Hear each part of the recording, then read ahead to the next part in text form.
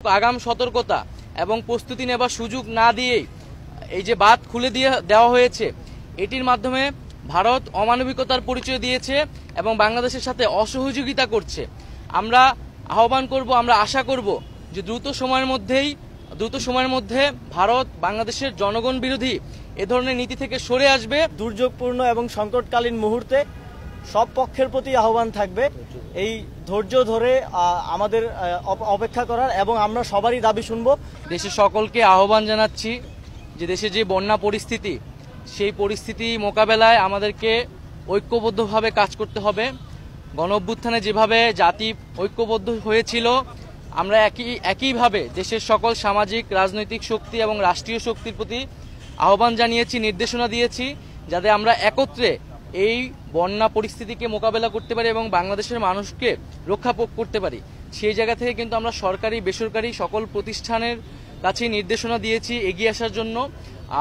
তিন বাহিনীর প্রধানের সাথেও আমরা আলোচনা হচ্ছে যে কিভাবে আরো দক্ষতার সাথে আমরা মানুষদেরকে উদ্ধার করতে পারি, এবং সকলের কাছে সরকারের পক্ষ থেকে সেই আহ্বানটি থাকবে যাতে আমরা একত্রে কাজ করতে পারি। ব্যবসায়ীদের প্রতি বিশেষ আহ্বান থাকবে যাতে তারা এখানে মানবিক দৃষ্টিকোণ থেকে এগিয়ে আসে এবং সরকারকে সহযোগিতা করে।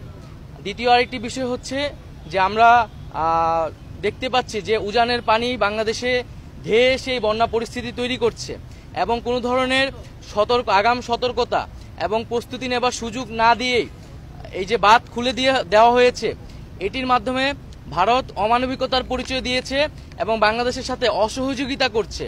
আমরা আহ্বান করব, আমরা আশা করব যে দ্রুত সময়ের মধ্যে ভারত বাংলাদেশের জনগণ বিরোধী এ ধরনের নীতি থেকে সরে আসবে, এবং আমরা কিভাবে একত্রে বাংলাদেশের জনগণ এবং ভারতের জনগণকে এ ধরনের প্রাকৃতিক দুর্যোগ থেকে রক্ষা করতে পারি, সেই বিষয়ে সুষ্ঠু সমাধানের পথ বের করতে হবে। বাংলাদেশের মানুষ এই বিষয়টি নিয়ে, শিক্ষার্থী এবং জনগণ ভারতের এই নীতি নিয়ে কিন্তু ক্ষুব্ধ, এবং বাংলাদেশের জনগণ দীর্ঘদিন ধরে বাংলাদেশের যে পানির ন্যায্য হিস্সা সেটির জন্য আন্দোলন করছে, সেটির জন্য কথা বলে আসছে।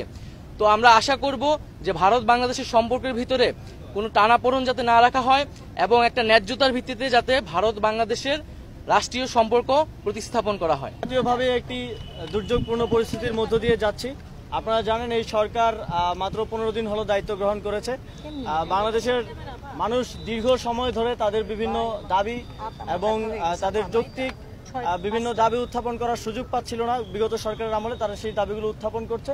তাদের প্রতি আমাদের আহ্বান থাকবে নিয়মতান্ত্রিকভাবে, গণতান্ত্রিক আপনাদের যে আন্দোলনের অধিকার সেটা আপনারা করবেন, তবে এই দুর্যোগপূর্ণ এবং সংকটকালীন মুহূর্তে সব পক্ষের প্রতি আহ্বান থাকবে এই ধৈর্য ধরে আমাদের অপেক্ষা করার, এবং আমরা সবারই দাবি শুনবো। তবে দেশের সার্বিক পরিস্থিতি স্বাভাবিক হলে আমরা একটি আমাদের রেজওয়ানা হাসান আপা বললেন যে আমাদের একটি কমিটি হবে, স্বরাষ্ট্রমন্ত্রী উপদেষ্টা আজ কথা বলবেন, এবং একটি সুষ্ঠু উপায়ে যাতে আমরা তাদের কাছে পৌঁছাতে পারি, তাদের দাবিগুলো শুনতে পারি এবং সমাধান করতে পারি, সেদিকে যাওয়া হচ্ছে। এবং একই সাথে এই দুর্যোগপূর্ণ মুহূর্তে দেশের সকল পক্ষকে ঠিক যেভাবে আমরা